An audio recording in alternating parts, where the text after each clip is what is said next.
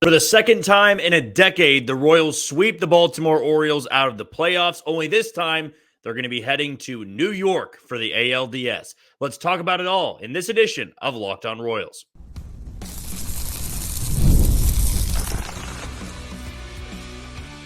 You are Locked On Royals, your daily Kansas City Royals podcast. Part of the Locked On Podcast Network, your team every day. You are tuned into another edition of Locked On Royals on the Locked On Podcast Network. As always, I'm your host, Jack Johnson, and you can find me on Twitter or X at JohnnyJ_15. That's at JOHNYJ_15. You also can catch us on wherever you get your podcasts. That can be Spotify, Apple Podcasts, Amazon Music, Google Podcasts. We're on Odyssey and we're on YouTube.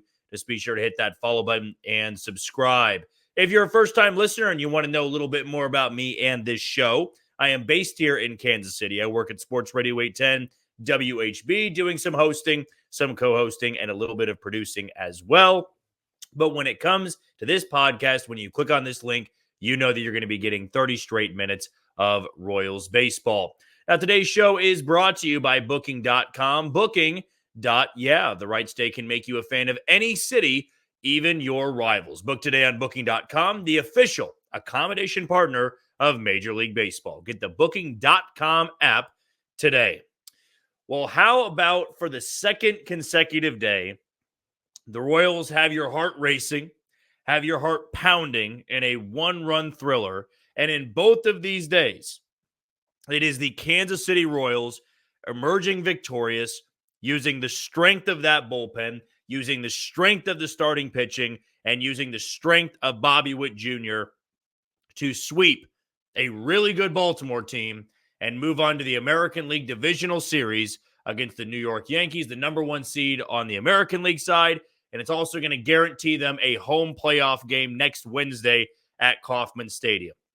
It's impossible to feel any better right now than at any point in this season. It's impossible to. The feeling that's going through your veins, the feeling you had talking to friends and family, the euphoric moment of seeing Lucas Erceg strike out Gunnar Henderson to end the series, it's unmatched. Playoff baseball is unmatched. And when you're on the winning side of a playoff game, especially thrillers like today and yesterday, it makes it that much sweeter. You know, you feel like you're going to have a heart attack every single pitch, every single at bat. But when it's all over, you're very thankful that you lived through all of that. And what more can you say about this baseball team? When I took over for this podcast last June, I remember that in going through, an interview process, if you will. It wasn't really an interview process, but, have loved taking over this podcast. But I remember one of the questions I got asked was, why do you want to do it? I think everybody has that question when you're joining a new company, you're basically joining a new organization, whatever the case may be. You're asked, so why this job? Why do you want to do this? And one of my favorite things about doing this podcast is I knew that whenever the Royals got good again, there was going to be a large portion of this city that embraced this team, that wanted to live and die with every single pitch of a playoff game. And now we're living through that once again. And it's a glorious feeling. If you stuck through it with this team for so many nights, so many days of bad baseball after 2015. And for some of you, you stuck it out for the 29 years between playoff appearances of 1985 to 2014. And we all know how much tougher that was in the 9-year drought the Royals experienced. But I think we can also acknowledge the fact that these last 9 years have been brutally painful as well. Because the core that won a World Series and went to back-to-back pennants, they went out in the way that I don't think anybody thought they would go out. By not just missing the postseason, they didn't have a winning record in 16 or 17 for that matter. And after they were all gone, it sent Kansas City back into a dark era where they became irrelevant again. You were left with the idea that a rebuild could happen again. But time and again, you were let down. And every time a new season rolled around, you'd have hope. But everybody else in baseball said it wouldn't be possible. This team is still light years away from being able to compete with the rest of the American League. And the American League was getting better. Baseball was changing. And the Royals were so far behind. Even last year, though it was an evaluation year, it was year one for Matt Quatraro. And they had this opportunity to check in on every single player they had in the organization. It was a good idea in theory, and I still think the Royals got a lot from that. But in that same conversation, I think the Royals lost a lot of fan support last year. And it had been boiling over the course of, 7, 8, 9 years of bad baseball. But last year felt like a tipping point because the Royals did not have a good farm system. They had an owner that said, we're going to spend, but then didn't really spend. And you wanted to see the difference between J.J. Picollo and Dayton Moore. And even though Dayton Moore brought a World Series to this franchise, he basically, with lack of a better term, overstayed his welcome. And I think fans got fed up with that. And last year, going out to the ballpark, watching Jordan Lyles pitch every fifth day, Zach Greinke being the headliner for an offseason signing, it sucked last year. And I think it felt like a boiling point because the Royals had been losing at an immense rate. And then all of a sudden, 8 years after a World Series title, you suffer the worst in losing a season of any of those years by losing 106. You tied the franchise record for losses in a season. That's not what this segment's going to be about. But to see how far they've come in 1 year, to know the heartache and the pain of watching a bad baseball team every single night, it feels so much sweeter when they do what they did today.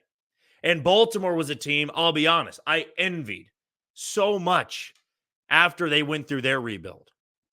When they went through awful, awful seasons, losing 110, 112, 115 games, but then getting Adley Rutschman and Gunnar Henderson, and they spent money, and they went from a terrible team to a very respectable organization, and then one of the top teams in the American League. I mean, even last year, the Royals went to Camden Yards and got shellacked, got outscored by 14 runs in a 3-game sweep. And you flash forward 1 year, and a revamped Royals team with an owner that committed to spending money, a transactional GM, a manager that has a different way of thinking. They go into Baltimore's house and sweep them out of the playoffs.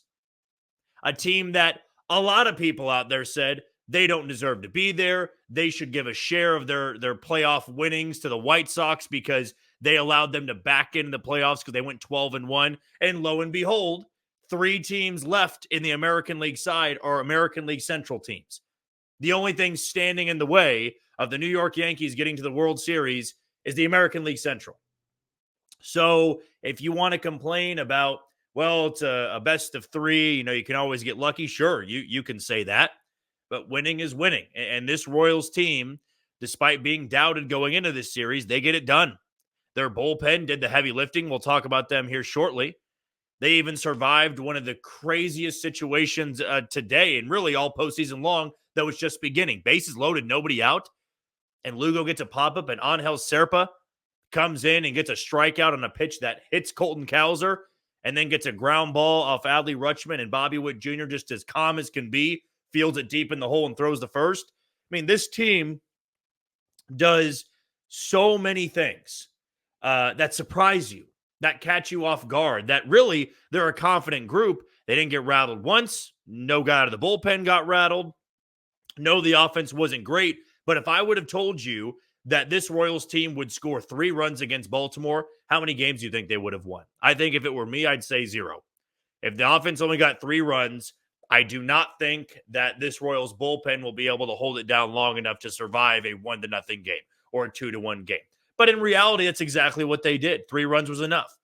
They held a Baltimore Orioles team in that lineup to 1 run in their own house. And now they're on to the ALDS to take on the New York Yankees, one of the biggest, if not the biggest brand in baseball's history. And you can have those memories of the 70s and the 80s come to life, and you get a home playoff game. Something so many fans and so many listeners that have been tuning in all season long have been begging for. Just give me October baseball back at Kauffman Stadium. Now you get it with Aaron Judge and Juan Soto and the Yankees coming to your house.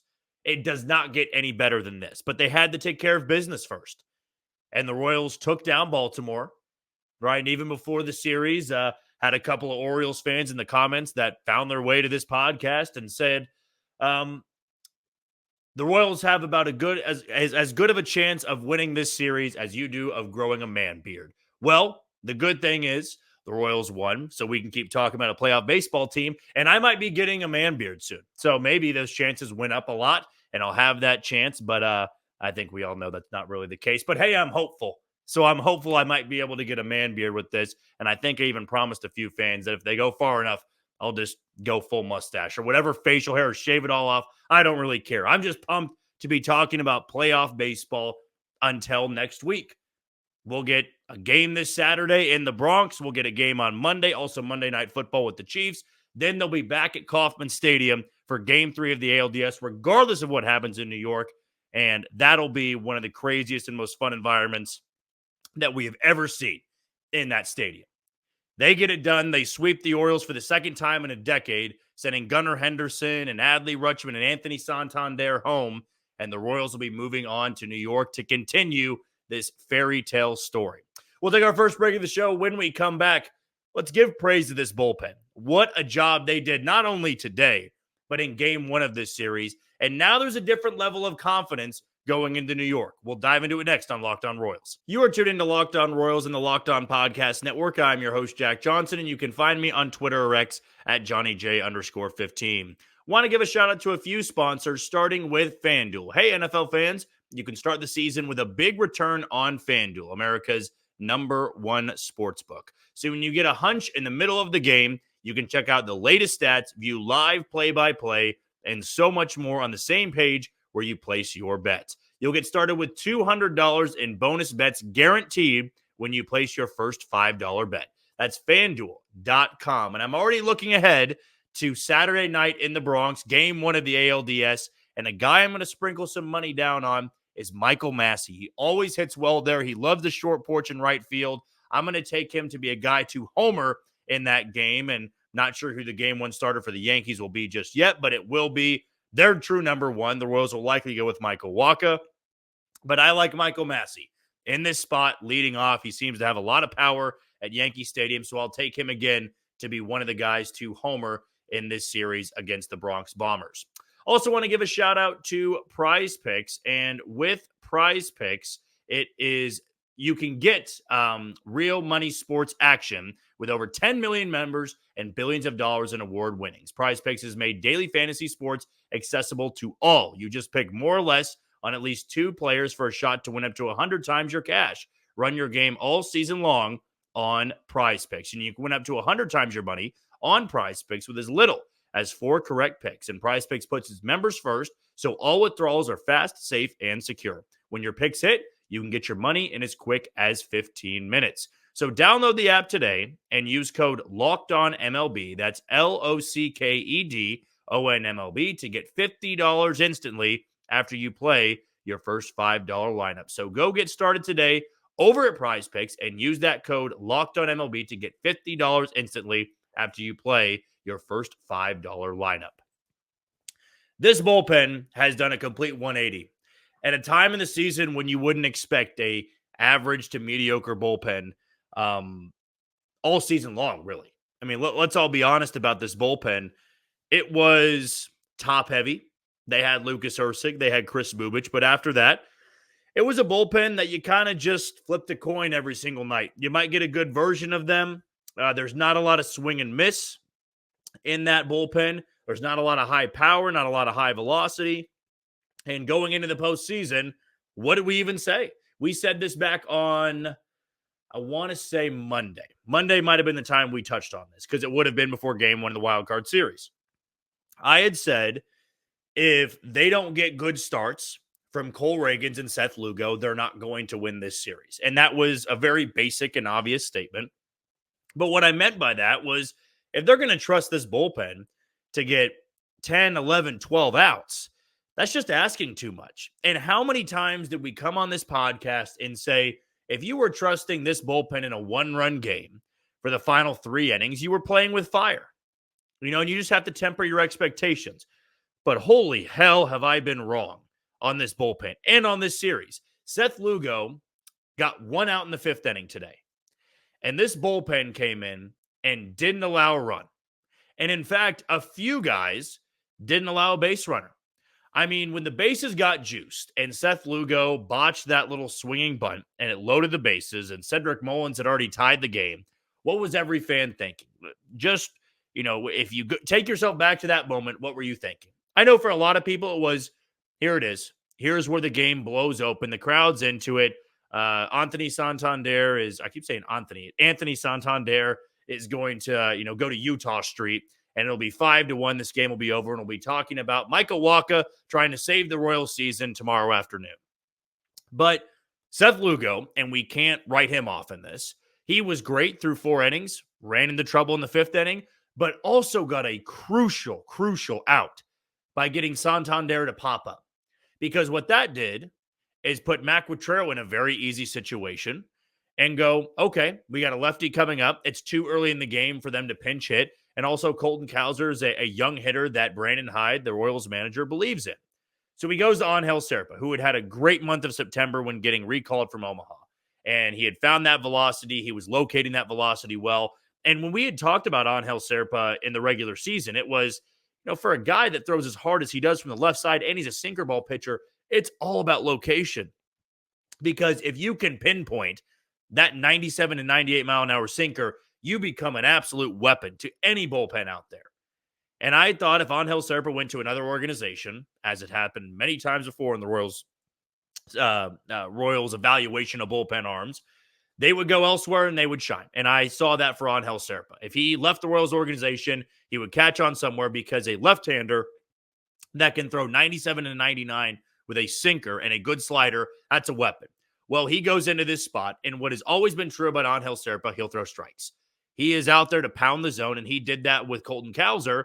And for whatever reason, Colton Cowser thought a 1-2 pitch, a 1-2 sinker was going to be a strike all the way. And he swung at a pitch that pretty much hit him in the chest. I've never seen anything like that. I've seen guys swing when it hits them on the thigh, when it's a slider or a nasty curveball. This was a sinker that just ran up and in. And Colton Cowser swung, and he was out. So there you go. 2 outs, 2 huge outs with the bases juiced. And then he gets the ground ball with Rutschman up at the plate, and he goes back out for the next inning and gets a big strikeout on a 3-2 pitch. Did his job. Sam Long and John Schreiber came in, pounded the zone, did their job, handed it over to the next guy. Chris Bubich goes in there. Second straight game, he's there in the 8th inning. He gets some soft contact there. There's a 2-out single, and you want to talk about faith in a reliever? Matt Quatrero could have said, all right, for the second straight day, we're going to go with Lucas Ursig for a 4-out save. Ryan Mountcastle's up.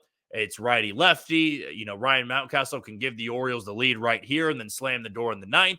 But he sticks with Chris Bubich, and he locates, I think it was a changeup, just down in the zone. And Mountcastle rolled it over to Bobby Witt Jr., and then you have 3 outs to go. And then I don't want to call Lucas Ursig the Cyborg because that nickname is going to be saved for Wade Davis for all time. I'm not going to say Cyborg 2.0, nothing like that. But my goodness, is Lucas Ursig cold-blooded. I mean, the Orioles did have their 8, 9, and 1 hitters coming up, but he just doesn't mess around. Yesterday he walks Ryan O'Hearn to lead off the game, so you can call that messing around. But he got right back up on the horse and got the final 3 outs of that game. Today, there was just no second guessing. Pounding the zone, getting the easy ground balls, one of them to Hampson, one of them to Maikel Garcia, and then strikes out Gunnar Henderson on 4 pitches, who, by the way, was a non-factor in this series. And when it's a battle of Bobby and Gunnar, Bobby had the 2 go-ahead RBIs in this series in his playoff debut, and this was the second one for Gunnar Henderson, and he was just a non-factor. But Lucas Ursig going in that spot, slamming the door the way that he did, you got to give praise to this bullpen. They are not scared of any moment, clearly, and they are going to go into a much more hostile environment this coming weekend and Monday against the New York Yankees, now both night games. Those fans are going to be on this bullpen, hanging right above them every single pitch. Anytime somebody's warming up, One of those Yankees fans is going to be screaming at them when they get into the game and go on the mound. They'll be hearing it the entire time. But man, in this series, it felt like nobody was off their game. The bullpen was phenomenal. And if you can get the bullpen hot at the right time, which they've really been hot all of September, or going back to early September, they've got some gaudy numbers. One of my other favorite Royals podcasts to listen to, of course, with Rainey Jazirli and Seren Petro, the Kaufman Corner, he put this out on X a little bit ago. I want to say, by the time I'm recording 3 hours ago, this is from Rainey. Going back to September 21st, the Royals bullpen has allowed 14 hits and 1 earned run in 40 innings. 1 earned run in 40 innings from this bullpen. And remember when we all said, or maybe not we all, but some people out there, I'm not pointing any fingers, but just imagine how good this team would be if they had a bullpen. Well, right now they got a bullpen, but they do need an offense to get going a little bit because they've got some type of offensive juggernaut that they're going to be taking on in the New York Yankees beginning on Saturday. But this bullpen, a huge reason why the Royals are still playing and will get a home playoff game next Wednesday at Kauffman Stadium. We're going to take our final break of the show. When we come back, let's talk about this upcoming series against the highly touted New York Yankees. That's coming up on Locked On Royals. You are tuned into Locked On Royals and the Locked On Podcast Network. I'm your host, Jack Johnson, and you can find me on Twitter or X at JohnnyJ_15. Want to give a shout out to our final sponsor today in Booking.com. Explore those cities you've always secretly wanted to learn more about. With hotels, bed and breakfasts, vacation rentals, resorts, and so much more on Booking.com, you might just find your perfect stay even in your rival city during the postseason. Maybe it's time to taste test your baseball's competition stadium cuisine. Luckily on Booking.com, you can find the stadium stay that's just right for you. With Booking.com's wide variety of choice across the U.S., you can go incognito to all of your rivals' cities. No matter what team you're rooting for this postseason, Booking.com can make you that fan of any city. The right stay is going to have a lot of fun involved with it, whether it be the postseason, baseball, football, basketball. Just head over today at Booking.com, Booking.yeah. Well, up next on the docket and what the rest of our week will be dedicated to, what next week's going to be dedicated to, is the ALDS between the Royals and the Yankees. And who would have thought that the final 4 teams in the American League side, one of these 4 is going to represent the AL in the World Series, is the Royals, the Guardians, the Tigers, and the Yankees. A Yankees team that's not just the number 1 seed. They are the team, I would say, maybe next to the Dodgers or the Phillies. We'll put them all in the top 3. That it's boom or bust for them. No, the Yankees are not going to be satisfied if they beat the Royals, then lose in the ALCS. The Yankees aren't going to be satisfied if they beat the Royals and the Tigers and the Guardians and then lose in the World Series. Because it has been 15 years since the last Yankees World Series. And going into this matchup with the Royals, they've got one of their best teams they've ever assembled. This is a make or break year for the New York Yankees with Aaron Judge, Juan Soto, Gleyber Torres, Giancarlo Stanton, Carlos Rodon, Marcus Stroman, Garrett Cole. I was about to say Lucas Giolito. Don't know why. He didn't even play this year, and he's in Boston. But no, you look at that rotation, you look at the lineup, just so many star-studded players, top to bottom in the Yankees lineup. And they, by far and away, are the team to beat on the American League side. Though the Guardians had the other bye, the Yankees are the team to beat. And I think if you're a Royals fan, you wouldn't want it any other way.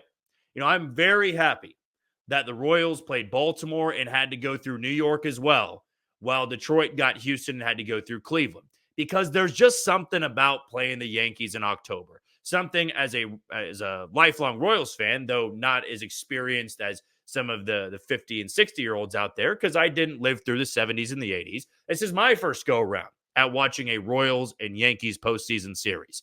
I'd only heard the tales and the stories of those matchups back in the late 70s and the early 80s. And to me, this is everything right with baseball when you are a playoff team.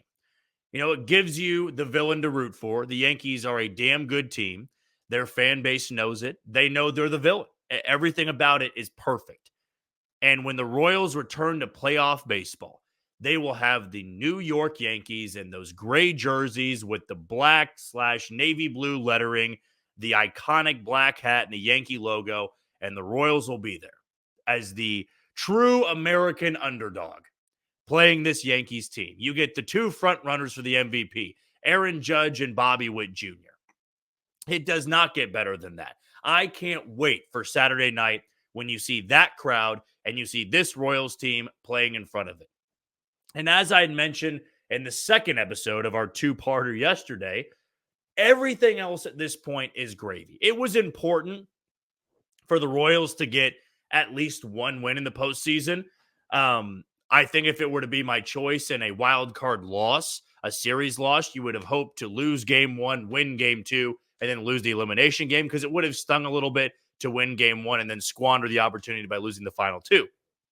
But since the Royals had won game one, I said last night it was important because now you've put your stamp on the playoffs. If you go in there and get bombed in the wild card series, I don't think anybody really takes you seriously as a playoff team. Like last year, Miami getting in, and I feel bad for bringing up Miami a few times this week, but Miami made the playoffs, had an improbable season. They made the playoffs in the COVID year, but that was the COVID year, and they get into the playoffs this go around, and they got just destroyed by Philadelphia in both games, and they were out. And for a lot of people, if you had a trivia answer of name all the playoff teams in 2023, the Marlins would be left out of a lot of people's lists because you don't really remember that series that well. You remember some other ones, but Miami got eliminated pretty quickly. And if the Royals had gone into Baltimore and lost 9-1 and 5-0, I think a lot of people would have forgotten the type of season the Royals had. But now they'd put their stamp, not only by one playoff win, by winning a playoff series. That goes such a long way, because now you take that momentum no matter where you end up in this postseason picture. You carry that momentum into next year, because now you can puff out your chest and say, we won a playoff series. We went from 106 losses, made the playoffs, and won 2 road playoff games and gave up 1 run to a really good Baltimore team. And if you lose to the Yankees, I'm not trying to have the loser's mentality here, but if they lose to the Yankees in the ALDS, there's no shame. As I said, everything else from here on out is gravy. And there is no reason at all that this Royals team should hang their head if they lose at any other point the rest of the postseason. And I don't expect them to win every single game the rest of the way. There's going to come a point in time when they lose a baseball game. But the fact they've already gotten here and they've set up this type of matchup, this is everything you could have hoped for. At least I love the fact that the Royals get the best team on the American League side. And the Royals probably feel like we're the best team. And they are determined to go further than just the ALDS. And that's what makes this team so likable. And now they get their crack at the king of the American League. They are the number 1 seed, and they are hungry, starving for a World Series opportunity. And I'm not sure the Yankees have ever had this good of a shot. Having the first round bye, getting a team that lost 106 games a year ago in the ALDS. But the beauty of that is that you can carry that underdog slogan. You can feel like you have America on your side rooting against the Yankees, and you can try to pull off a shocker, a stunner, because that's what this Royals team has in front of them. They've got an opportunity to completely shock, discombobulate, we'll say that, the baseball world in the ALDS. If the Royals do that, I think the craziest thing about it is there will be some people talking about the ALDS and the Royals and Yankees side and say, man, maybe the winner of that side goes all the way to the World Series. But there will be an American League Central team in the ALCS. Don't know if it's going to be the Royals. Don't know if it's going to be the Tigers or the Guardians. It will be the Tigers and the Guardians on one side, but the Royals would be the first team to have a crack at eliminating the New York Yankees. And game 1 begins on Saturday night, military time, by the way, of 1738. How fitting, but 5:38 Central Time if you live in the Kansas City area. So start booking off your schedule. They're blocking off your schedule, Book up your schedule with Royals postseason plans, and hopefully start looking to next week on Wednesday when the Royals return to Kauffman Stadium for Game 3 of the American League Divisional Series. We'll have plenty to talk about tomorrow about that series and plenty more just recapping of what's happened so far in the postseason. But that's going to do it for another edition of Locked On Royals and the Locked On Podcast Network. I've been your host, Jack Johnson. Thank you for making Locked On Royals your first listen today. For your second, find Locked On MLB. Baseball guru Sully brings a daily blend of humor and baseball, keeping you updated on every aspect of the playoff picture. Find Locked On MLB on YouTube or wherever you listen to your podcast. Tomorrow, as I said, we're going to break down a little bit more of this Royals and Yankees series, talk about playoff baseball coming back to Kauffman Stadium, and a full bracket breakdown of who's all standing in the 2024 postseason picture. But until then, you take it easy, Kansas City.